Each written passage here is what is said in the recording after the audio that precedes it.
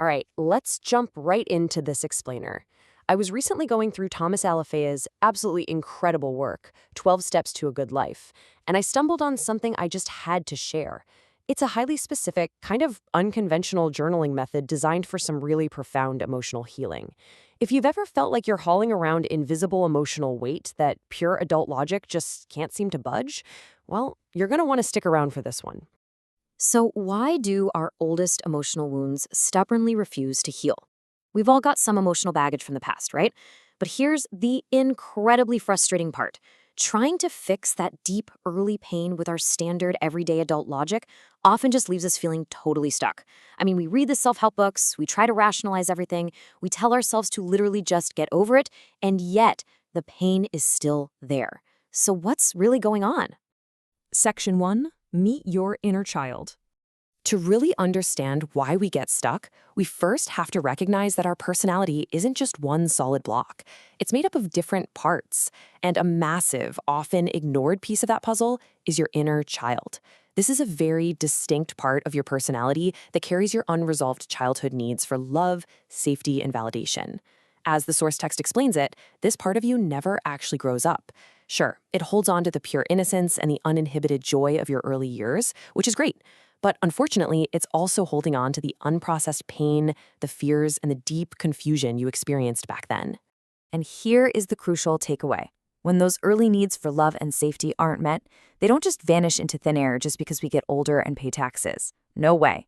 They stick around and they manifest as this lingering background anxiety, deep-seated fear, sudden flares of unexplainable anger, and just these persistent emotional loops that really mess with your adult life.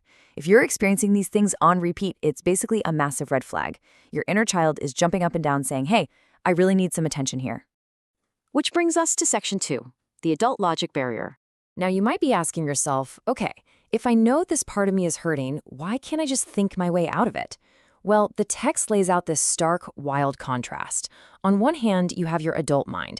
It's logical, it's highly critical, and it is heavily defended. It spent years building up these complex coping mechanisms just to keep you safe from getting hurt.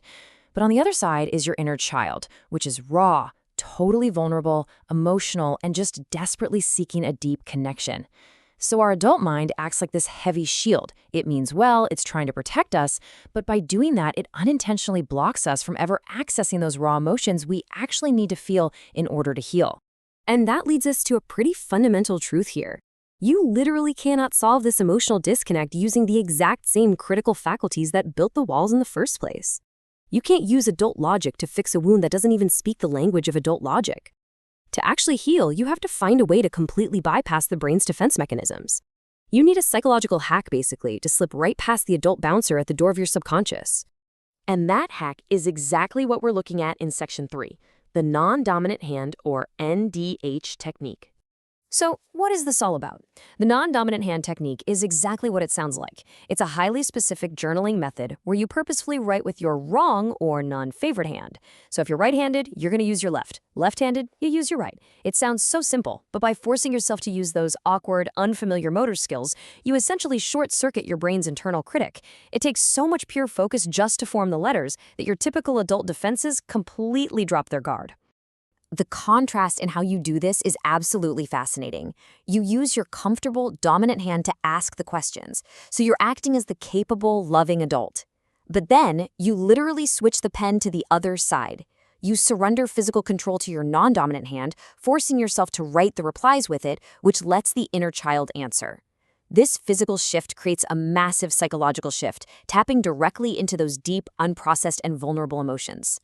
Let's break this down in Section 4. Writing the dialogue. I know, it sounds a little out there at first, doesn't it? But trust me, it's a total game changer. Here's your step-by-step roadmap to start this dialogue. Step 1, set your intention in a quiet, safe space. You gotta feel secure. Step 2, act as the loving adult and write a question out with your dominant hand. Maybe something like, how are you feeling today? Or what's making you so scared? Step 3, switch hands. Lean into the awkwardness and force the reply out using your non-dominant hand, letting the inner child give its raw, unedited response. And step 4, just sit back and reflect on whatever emotions bubble up, without judging them. The text also throws in some really fantastic practical tips for this. First off, really try to visualize yourself as that very young child. Next, and this is a big one, do not, under any circumstances, judge the handwriting or the grammar. It's going to look messy. It's going to look like a kindergartner wrote it. That is literally the point. You have to accept those imperfections because they add incredible authenticity. Let the messy handwriting be a metaphor for your inner vulnerability. You can even grab some bright, playful crayons or markers if you feel like drawing instead of writing. Whatever helps you connect. Which leads us right into section 5, healing and integration. So, what is the ultimate payoff when you step outside your comfort zone, get a little messy with your handwriting, and actually use this technique? Well, by reparenting yourself, by being the loving adult who finally sits down and listens to the hurting child, you bridge that huge gap in your fragmented self.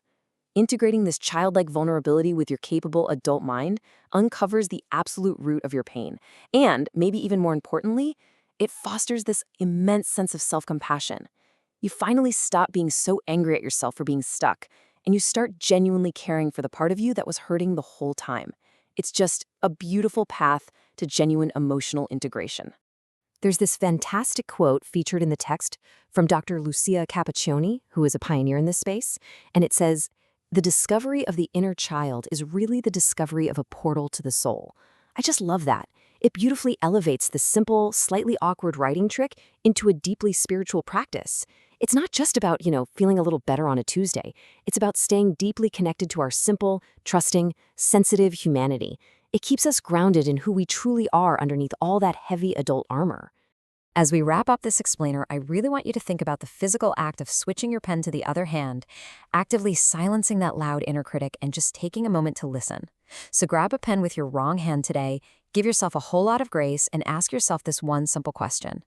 What is your inner child waiting to tell you? The answer just might change everything.